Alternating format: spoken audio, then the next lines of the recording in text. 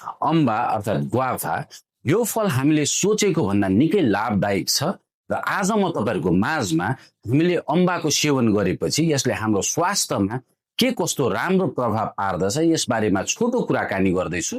नमस्कार, म तपाईहरुको फिजिशियन डाक्टर विवेक प्रभात शाह, उदयपुर विशेषज्ञ पोलिक्लिनिक गाईघाटबाट।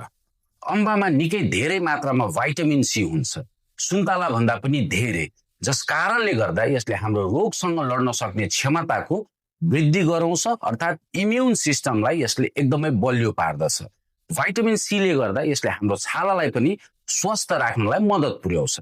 अम्बाको ग्लाइसेमिक इन्डेक्स कम भएको कारणले गर्दा मधुमेह लागेको व्यक्तिहरूको लागि यो एकदमै उचित हो, साथै यसले तौल नियन्त्रण गर्नलाई पनि मद्दत पुर्याउँछ।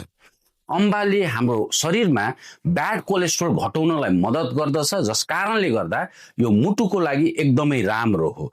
अम्बामा फाइबर भएको कारणले गर्दा यो हाम्रो पेटको लागि राम्रो हो, साथै यसले कब्जियत हुनबाट पनि बचाउ गर्दछ। तर हामीले दैनिकी कतिवटा अम्बा खाने त? एउटादेखि दुईटा अम्बा खाँदा राम्रो। धेरै मात्रामा अम्बाको सेवन गरियौं भने यसले हाम्रो पेट बिगार्न सक्छ। हस्त आजलाई यति नै, धन्यवाद।